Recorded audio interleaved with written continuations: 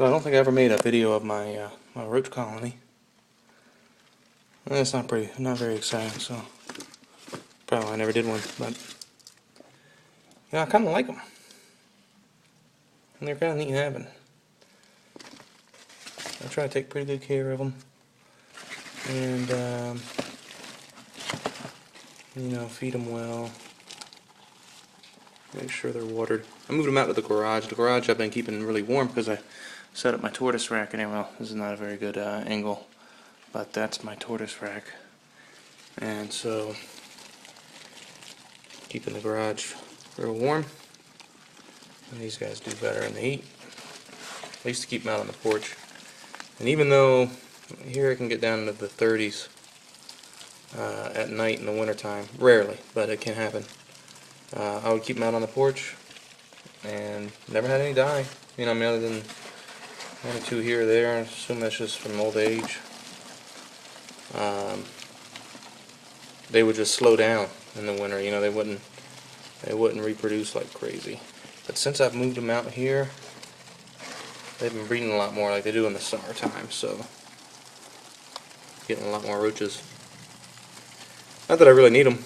I don't really have anything to feed them to except Pac-Man. So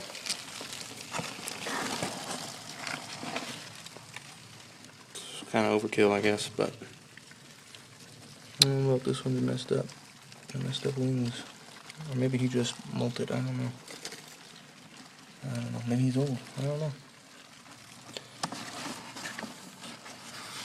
And I've found, which if any of you have Dubia roaches, you probably already know this, but I find that you know, they don't have to be white, you know, but ones that have recently molted,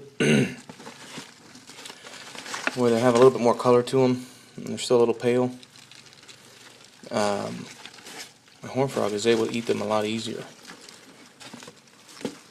And I know some things love dubias, and then some things don't really seem to, and I wonder if you feed them more freshly molted roaches, if you can have more success.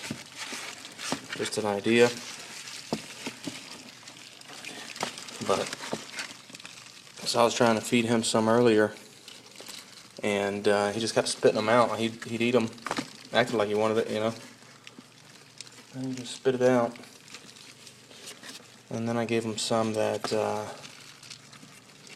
had molted a little more recently, and he gobbled them right up. So I think the exoskeletons are just a little too thick for some things, you know. And of course my horn frog is small too, so you know, when it's a full-grown horn frog, probably wouldn't have any trouble eating a hardened, get up on a hardened dubia.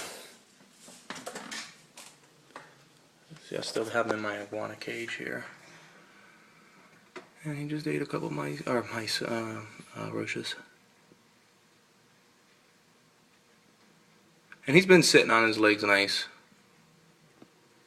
But he just lunged out, and so he hasn't pulled his legs back in. Seems like horn frogs are susceptible to like bone development and stuff. I don't know. His head seems kind of weird to me sometimes, like he keeps it tucked under him. I don't know. But I think he's a pretty one.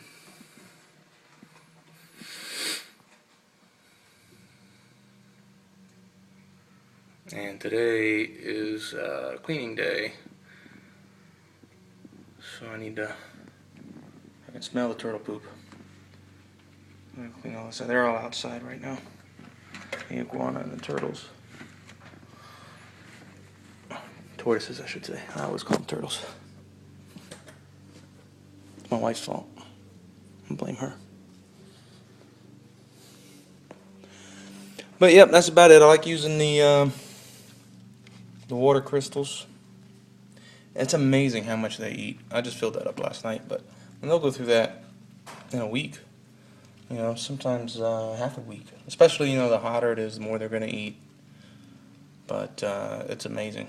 So that's one way I know that my colony's really growing, because I go through food so much quicker I need to get some more reptiles so I can feed them off. But if any of you are in the Tampa area, hit me up if you need roaches, because I really don't have a big need for them. I just don't want to get rid of them. They're very hard to get in Florida. So, alright. Talk to you.